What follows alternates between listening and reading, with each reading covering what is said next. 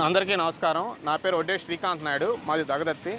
పాత్రికేయులందరికీ వరలక్ష్మి వ్రత శుభాకాంక్షలు. ఈరోజు ఈ సమావేశం మీ అందరికీ తెలిసే ఉంటుంది. ఆ సమావేశం ఇదే ప్లేస్లో 5 రోజుల క్రితం దగదర్తి చెందినటువంటి మాలపాటి లోకేష్ అసత్య ఆరోపణలతో ఇక్కడ ప్రశ్న అటెస్ట్ చేయడం జరిగింది. దాన్ని ఖండిస్తూ మేము ఈ కార్యక్రమాన్ని మీ ముందుకు తీసుకురావడం జరిగింది. దాని గురించి మేము ముక్కుసూటిగా మాట్లాడడం జరుగుతుంది. నిజం ఇంట్లో నుంచి బయటకు వచ్చే తలికే అసత్యం ఊరంతా తిరిగిందన్న సందాగా మాలపాటి కుటుంబం దగత్తులో చేసే అరాజకాలు, అన్యాయాలు, ఘోరాలు, నేరాలు ఇవన్నీ బాహ్య ప్రపంచానికి తెలియకుండా ఇన్ని రోజులు జరిగింది.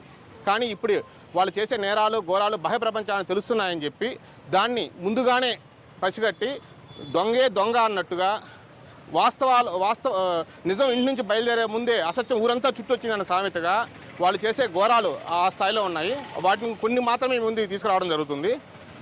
ఆగస్టు 15వ తేదీన సిబిఎన్ ఆర్మీ అనే గ్రూప్లో పూరిమెట్ల మనోహర్ అనే ఒక వ్యక్తి నన్ను, నా కుటుంబాన్ని, నా కుటుంబ సభ్యులను, మరీ ముఖ్యంగా మా కుటుంబంలో ఉన్న మహిళలను కించపరుస్తూ అసభ్యకరంగా, అగౌరవంగా, అమర్యాదగా అసత్యాలను వాట్సాప్లో పోస్ట్ చేయడం జరిగింది.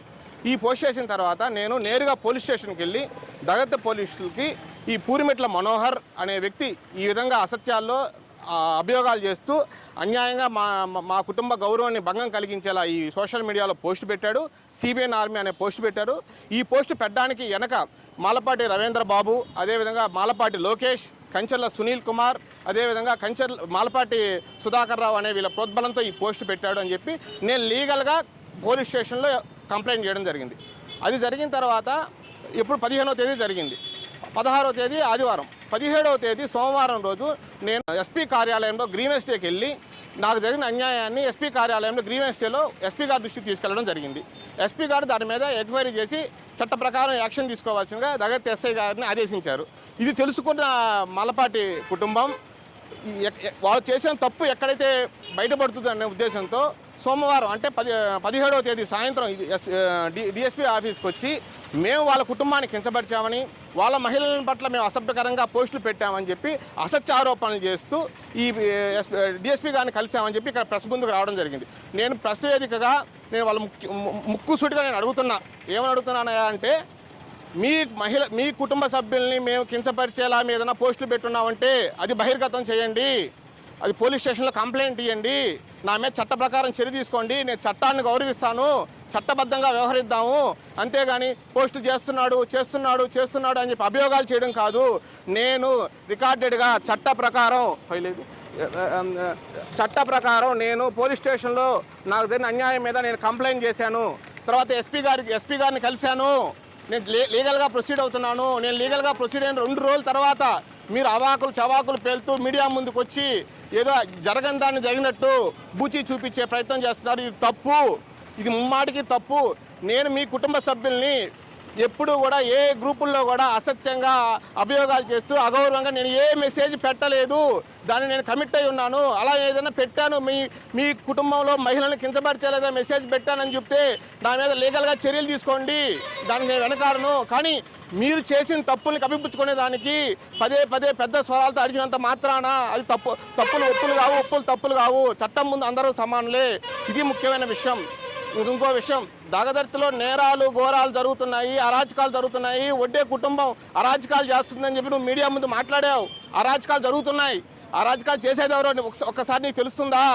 మన తెలుగుదేశం పార్టీ అధికారంకి వచ్చిన తర్వాత అభివృద్ధి కార్యక్రమాల్లో భాగంగా మండల పరిషత్ కార్యాలయం ఎదురుగా సిసి రోడ్లు శంకుస్థాపన శిలాఫలకం వేసే శిలాఫలాలు కొట్టింది ఎవరు? మీరా, మేమా? దీనికి మీ సమాధానం చెప్పగలరా? అదేవిధంగా 2025 అక్టోబర్ నెలలో మా కుటుంబ సభ్యులు నిర్వహిస్తున్న డాబా హోటల్ మీద దాడి చేసింది ఎవరు? వాళ్ళ వ్యక్తిగత కుటుంబానికి వ్యతిరేకంగా ఎవరైతే అడ్డం నిలుస్తారో వాళ్ళ దోవలను అడ్డుకుంటారు, పొలాలకు వెళ్ళే రోడ్లను అడ్డుకుంటారు, వ్యవసాయానికి అయ్యే నీటిని అడ్డుకుంటారు. ఎటుపోతుంది సమాజం? దగత్తి మీ అరాచకాలు శరణగీతం పాడే రోజులు దగ్గరలో ఉన్నాయి. మీరు మీ అక్రమాలను బయటపడకుండా మాలాంటి అభాగ్యుల మీద మీరు ఈ విధమైన నిందలు వేయడం మంచిది కాదు. అది సమాజం అనేది గ్రహించదని ఈ సందర్భంగా తెలియజేసుకుంటూ మరో ముఖ్యమైన విషయం, వచ్చి రెండు సంవత్సరాలు దాటిపోతున్న అభివృద్ధి అడ్డుకునింది ఎవరు? దగత్తిలో సిసి రోడ్లు శంకుస్థాపన శిలాఫలకం వేసింది, ధ్వంసం చేసింది మీరే. దగదత్తి చెన్నూరు ఆర్ఎన్బి రోడ్డుని కోర్టు స్టేలు తెచ్చింది మీరే. అదేవిధంగా డిఆర్ ఛానల్ ఆధునీకరణ పనులు అడ్డుకునింది మీరే. ప్రభుత్వం వచ్చి గౌరవ ముఖ్యమంత్రిగా మన నాయుడు చంద్రబాబు నాయుడుగా ప్రమాణ స్వీకారం చేయకముందే దళితుల అరాచకం చేసింది ఎవరు, పేదల ఇల్లు కూల్చింది ఎవరు, గోడలు కూల్చింది ఎవరు? ఇవన్నీ నేను నోటు మాటలు చెప్పట్లేదు, అభియోగాలు చేయట్లేదు.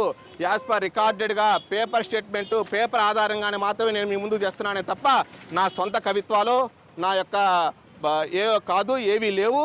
ఈ అరాచకాలని చర్మగీతం పాడాలి. అదే ముఖ్యంగా ఆగస్టు 15వ తేదీన నా మీద, నా కుటుంబం మీద అభ్యంతరకరంగా పోస్టులు పెట్టిన విషయం మీద నేను న్యాయ పోరాటం చేస్తున్నా. అందులో భాగంగా ఇవాళ డిఎస్పీ గారిని కలిసి విన్నవించుకోవడం జరిగింది. అదే క్రమంలో వాళ్ళు చేసిన అరాజకాలు, అన్యాయాల మీద కూడా డిఎస్పీ గారికి రిప్రజెంటేషన్ చేయండి. ఆ రిప్రజెంటేషన్ డిఎస్పీ గారు సానుకూలంగా స్పందించి నేను విచారణ చేస్తాం, నేను న్యాయం చేస్తాం, మీరు ప్రశాంతంగా ఉండాలని చెప్పారు. అదే విషయాన్ని మేము డిఎస్పీ గారు మాటలను తూచా తప్పకుండా పాటిస్తాం. అంతే తప్ప ఇంకో చిన్న విషయం అండి, దగదర్తిలో దాదాపు 200 పైచులకు పందులు ఉన్నాయి. ఇదేంటిది? ఈ కార్యక్రమానికి పందులకి ఏం సంబంధం అని చెప్తా, ఆ విషయం కూడా చెప్తున్నా. ఈ పందులు ఎవరైతే యజమానులు ఉన్నారో, పందుల నిర్వాహకులు ఎవరైతే ఉన్నారో వాళ్ళు ఒక సామాజిక వర్గానికి చెందిన వాళ్ళు. వాళ్ళ బంధువుల చేతే నా మీద సఫారీ హత్య చేయించడం జరిగింది. అందు గిఫ్ట్ ఏంటంటే దళితులు వాళ్ళ పందులు మేపుకోవాలి, ఎవరు అడగకూడదు. ఈ విధమైన వాతావరణాన్ని క్రియేట్ చేసి పందులు తీయమంటే పందులు తీనీరు, అభివృద్ధి చేస్తుంటే అడ్డుకుంటారు, ప్రభుత్వ కార్యాలయాలకు పోతే దౌర్జన్యం చేస్తారు. రేపు వచ్చేస్తుంది, ఈ వారం వచ్చేస్తుంది, వచ్చే వారం వచ్చేస్తుంది, రాష్ట్ర స్థాయి పదవి వచ్చేస్తుంది, మీ అంతు తేలుస్తాం. నువ్వు అంతు తేలు నాయనా, మేమేం కాదనో, పదవి తెచ్చుకో, మేము కాదనో. అంతేగాని దగదెత్తులో అభివృద్ధిని అడ్డుకోబాకు, అరాజకాలు చేయబాకు. ముఖ్యంగా కోరుకునేది మాలపాటి రవీంద్ర నాయుడు గారిని, అదేవిధంగా మాలపాటి లోకేష్ గారిని, అదేవిధంగా మాలపాటి సుధాకర్ రావు గారిని, కంచెల సునీల్ కుమార్ గారిని కోరుకునేది అంటే అరాజకాలు చేయొద్దు, అన్యాయాలు చేయొద్దు, మీరు తప్పులు చేసి వేరే వాళ్ళ మీద నిందలు వేయొద్దు, చట్టబద్ధంగా వ్యవహరించండి, న్యాయంగా వ్యవహరించండి, అక్రమాలు పాల్పడొద్దు. బ్రహ్మంగా కాలజ్ఞానం చెప్పినట్టు కృతయుగంలో ఉడికిన మీ పప్పులు ఈ కలియుగంలో ఉడకవు. ఇంకా గతం 40 సంవత్సరాల పాటు ఉడికిన పప్పులు మీకు ఇక దళితులో ఇక ఉడకవు. ప్రజలు చైతన్యవంతమయ్యారు, ప్రజలు చట్ట ప్రకారం ముందుకెళ్తున్నారు. సోషల్ మీడియా చాలా యాక్టివ్గా ఉంది. ఒకప్పుడు జరిగింది, ఒకప్పుడు ప్రభుత్వ కార్యాలయాల్లో ఫలానాడు వస్తాడు, వాడికి మాత్రమే ఫోన్ చేయాలనే పరిస్థితుల నుంచి ఇవాళ సగటు సామాన్యుడు ప్రభుత్వ కార్యాలయాలకు వెళ్ళి స్వేచ్ఛగా పనులు చేయించుకునే స్థితికి ఇవాళ వచ్చింది. ఈ క్రెడిట్ అంతా మన ముఖ్యమంత్రి చంద్రబాబు నాయుడు గారు దక్కుతుంది. లేవు ఒకవేళ ఎలక్షన్ తప్పుడు రాజకీయాలు చేసుకునేది తప్ప మిగిలిన సమయంలో ఎప్పుడు ఇటువంటి కుట్రలు, రాజకీయాలు, కుతంత్రాలు చేసిన పాపం వాళ్ళ. ఇవాళ దగదర్తిలో పార్టీ బేస్డ్ కాదు, వ్యక్తిగత బేస్డ్తో రాజకీయాలు జరుగుతున్నాయి. వాళ్ళని విభేదించే ఎవరు అయినా కానీ వాళ్ళ దారులను అడ్డగిస్తారు. వాళ్ళ గొంతుల్లోకి నడి రోడ్లో గొంతుల మీద రాళ్ళు బాధించి ఒక రాయలసీమ సంస్కృతిని దగతికి పరిచయం చేసింది ఎవరయా? నేను మిమ్మల్ని ప్రశ్నిస్తున్నా. మీరు కాదా? అన్నల తమ్ముళ్ళలాగా ఉన్నటువంటి కుటుంబాల్లో చీల్చి మీ స్వార్థ రాజకీయాల కోసం కుటుంబాలను బలి చేసుకుంది మీరు కాదా? మరి ఇంకో విషయం, ఇది నేను వాళ్ళు చెప్పారు కాబట్టి నేను చెప్తున్నాను. నేను చనిపోయిన వ్యక్తుల గురించి మాట్లాడడం తప్పు, నేను అట్లా మాట్లాడను. నిన్న మీడియాని అటెస్ట్ చేస్తూ నువ్వు అన్నావే, మాలపాటి లోకేష్ ఏమన్నావు నువ్వు?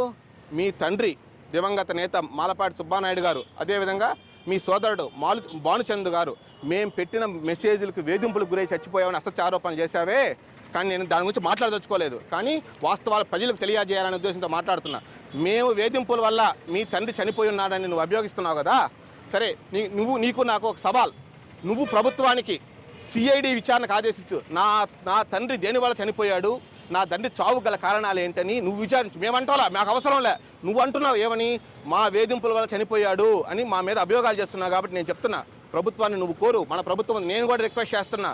అలా మాలపాటి లోకేష్ వాళ్ళ తండ్రి మృతి మీద విచారణకి ఆదేశిస్తే గౌరవ ముఖ్యమంత్రి గారు, అదేవిధంగా ప్రభుత్వం కూడా దాన్ని పూర్తిస్థాయిలో విచారణ చేయాలని నేను కోరుతున్నా. నువ్వు ముందుకురా. ఎందుకు అవాస్తవాలు మాట్లాడతావు, అసత్యాలు మాట్లాడతావు? ఇది సబబు కాదు. గ్రామాల్లో రోడ్ల మీద మన కంచి స్తంభాలు నాటించడం, మీరు వాళ్ళతో తిరుగుతున్నారు కదా, మీరు తెలుగుదేశం పార్టీ తిరుగుతున్నారు కదా. అవునాయా? ఇక్కడ పార్టీ శాశ్వతం, ఊరు శాశ్వతం, ఊరిలో ప్రజలు శాశ్వతం, అభివృద్ధి శాశ్వతం. నువ్వు నేను శాశ్వతం కాదు. ఈ అశాశ్వతమైన మాటలు నువ్వు మాట్లాడొద్దు. ఆర్టీఏ శాశ్వతం. ఇవాళ నువ్వు హీరో అయినా, నేను హీరో అయినా, నేను ఇక్కడ మాట్లాడే శక్తి నాకు ఇచ్చిందైనా కానీ పార్టీ తప్ప వ్యక్తిగత అవకాశాలకి ఇక్కడ లేదు. అధిష్టానాన్ని మా యొక్క ఈ అభియోగాలన్నింటినీ కూడా బూచీగా చూపించి నువ్వు ఇండైరెక్ట్గా బ్లాక్మెయిల్ చేస్తున్నావు. అధిష్టానాన్ని సెంటిమెంటల్గా నువ్వు బ్లాక్మెయిల్ చేస్తున్నావు. ఎమోషనల్ బ్లాక్మెయిల్ చేస్తున్నావు నువ్వు. ఇవన్నీ కూడా చూపించి నీ పబ్బం గడుపుకోవడానికి, నీ ఉనికిని కాపాడుకునేదానికి నువ్వు ఎమోషనల్ బ్లాక్మెయిల్ చేస్తున్నావే తప్ప వాస్తవాలు లేదు. మేము గౌరవ అధిష్టానాన్ని, మా నాయకుడు చంద్రబాబు నాయుడు గారిని, అదేవిధంగా నారా లోకేష్ అన్న గారిని మేము విజ్ఞప్తి చేస్తున్నాం. ఒక నిష్పక్షపాతమైన 2-3 సభ్యులతో విచారణ చేయించండి, ఆధారాలను పరిశీలించండి, ఎవరు అక్రమాలు చేస్తున్నారో యాక్షన్ తీసుకోండి అని కోరుకుంటూ, మరో ముఖ్యమైన విషయం, ఎక్కడైనా ప్రభుత్వ కార్యాలయాలకు వెళ్ళినా, ఎక్కడికైనా వెళ్ళినా ఈ నెలాఖరులో నాకు పోస్ట్ వస్తుంది, ఈ వారంలో నాకు పోస్ట్ వస్తుంది అని చెప్తున్నావు. నాయనా, నీకు పోస్ట్ వచ్చే సంతోషం, మేము ఏం బాధపడం. నువ్వు పోస్ట్ వస్తుంది, కానీ నువ్వు పోస్ట్ వచ్చిన తర్వాత వాళ్ళంతా చూస్తున్నావు, చేయి నాయనా, కాదని చెప్పడం లేదు. కానీ దగదత్తి ఊరు అనేది ఒక పెద్ద సిటీ ఏం కాదు నాయనా, ఒక చిన్న ఒక మండల హెడ్ క్వార్టరు. ఆ హెడ్ క్వార్టర్ వీధిలో నువ్వు అతివేగంగా కారు నడపొద్దయ్యా. గవర్నమెంట్ ప్రభుత్వ వాహనం అని చెప్పి ప్రభుత్వ బోర్డులు పెట్టుకొని ప్రభుత్వ సైరన్తో నువ్వు ఇష్టానుసారం వాహనం తోలొద్దు నాయనా. అలా నువ్వు మితిమీరిన వేగంతో నీ వాహనం తోలి ఏదైనా జరగడానికి జరిగితే అది ప్రభుత్వాన్ని చెడ్డ పేరు. ఎందుకోసం అంటే నీ వ్యక్తిగత వాహనం మీద ప్రభుత్వ వాహనం అని తాటికాయ అంత అక్షరాలు వేసుకొని ప్రభుత్వ బోర్డులు పెట్టుకొని చేస్తున్నావు నాయనా. నీకు పదవి వచ్చినప్పుడు మన నాయకుడు చంద్రబాబు నాయుడు గారు మీకు పదవి ఇస్తే మీరు అల్లే బోర్డు పెట్టుకొని, కానీ లేని బోర్డులు మీరు తగిలించుకొని, లేని కిరీటాలు నెత్తిన పెట్టుకొని అది ఊర్లో చేయొద్దు నాయన.